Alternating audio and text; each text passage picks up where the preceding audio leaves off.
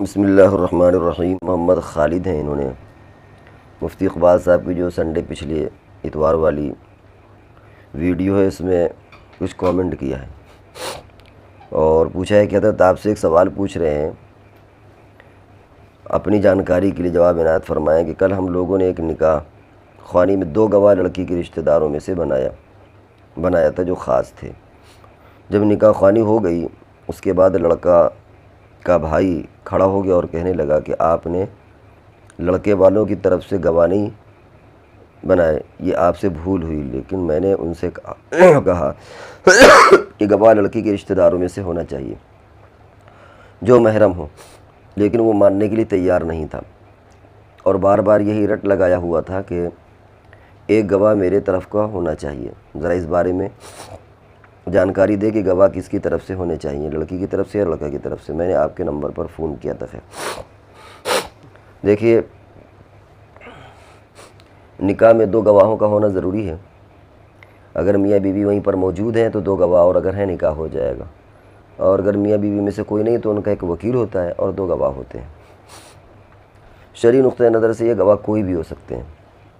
دونوں لڑکی کی طرف سے، دونوں لڑکے کی طرف سے، دونوں ایک ادھر سے ایک ادھر سے،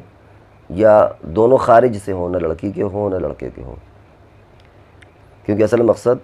اس میں گواہوں کا ہونا ہے، یہ شرط نہیں ہے کہ کس طرف سے ہو۔ باقی رہا مسئلہ یہ کہ محرم والی جو آپ نے بات کہی تو یہ کوئی ضروری نہیں ہے، وکیل بھی غیر محرم ہو سکتا ہے، گواہ بھی غیر محرم ہو سکتے ہیں۔ کبھی ایسی نوبت آ جاتی ہے کہ آدمی ضرورتاً غیر محرم کو بھی یہ ذمہ داریاں دے دیتا ہے، اور شریعت میں پردے کا حکم ہے، لیکن مجبوریوں میں یا ایسی جگہ پر جہاں مصلحتاً کوئی محرم نہیں مل رہا، یا محرم ہے لیکن ان کے اندر وہ استعداد اور صلاحیت نہیں ہے، تو غیر محرم کو بھی ایسی جگہوں پر استعمال کیا جا سکتا ہے، اور اگرچہ وہاں پر پردہ نہ ہو پائے لیکن شرعاً اس کی اجازت ہے۔ جیسے ڈاکٹر کو دکھانے کے لیے عورت جاتی ہے، چہرے پر کوئی داغ دھبا ہے، کوئی زخم ہے، کچھ بھی ہے، تو ظاہر بات ہے کہ ڈاکٹر کے سامنے تو پورا بدن ہی عورت دکھا سکتی ہے مجبوراً، جہاں اسے شرعاً عذر ہو۔ اسی طریقے سے یہ بھی ایک شرعی ضرورت ہے، غیر محرم بھی گواہ بن سکتے ہیں، یعنی نکاح کے لیے گواہوں کا محرم ہونا یہ کوئی ضروری اور شرط نہیں ہے۔ بہتر والی بات الگ ہے کہ آپ بہتر کہہ سکتے ہیں، لیکن ایسا کوئی ضروری نہیں ہے، محرم ہو یا وکیل ہو، نکاح میں گواہ ہو یا وکیل ہو،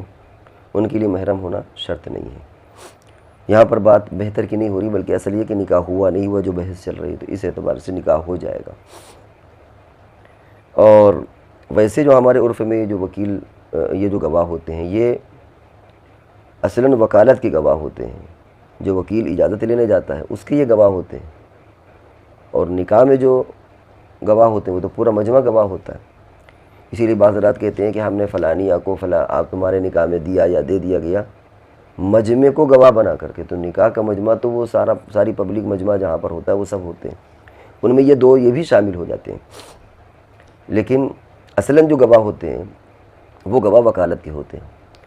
اگر وکالت وہاں پر نہ ہو، فرض کر لیجئے کہ لڑکی موجود ہو، تب تو پھر اس کی ضرورت ہی نہیں ہے ان 2 گواہوں، وہ جو پورا مجمع ہوتا ہے وہ گواہ بن جاتا ہے، اور بعد میں لکھا پڑھی کے اعتبار سے یہی 2 گواہ گویا پروف بھی کرتے ہیں، یا یہ کہ کہیں کورٹ کچہری عدالت میں وہ چیز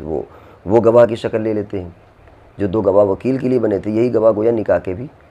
بعد میں کنسیڈر کر لیے جاتے ہیں، مان لیے جاتے ہیں، لیکن اصلاً جو وجہ ہوتی وہ ہم نے بتایا کہ یہ گواہ جو ہوتے ہیں یہ وکالت کے ہوتے ہیں، بعد میں نکاح کے بھی بن جاتے ہیں لیکن اصلاً وکالت کے ہوتے ہیں، اور جو نکاح کا گواہ ہوتا ہے وہ پورا مجمع بشمول ان 2 گواہوں کے ہو جاتا ہے۔ تو اب جو بات رہی کہ محرم ہو غیر محرم ہو ایک لڑکا، ایسا کچھ نہیں ہے، چاہے محرم ہو تو بھی ہو جائے گا، غیر محرم ہو تو بھی نکاح ہو جائے گا، دونوں لڑکی کی طرف سے ہوں تو بھی ہو جائے گا، دونوں لڑکے کی طرف سے ہوں دونوں تب بھی ہو جائے گا، ایک لڑکی کی طرف سے ہو ایک لڑکے کی طرف سے ہو تب بھی ہو جائے گا، اور دونوں گواہ نہ اس کے رشتہ دار ہوں، لڑکی کے رشتہ دار ہوں، نہ لڑکے کے رشتہ دار ہوں، تب بھی نکاح جو ہے وہ ہو جائے گا۔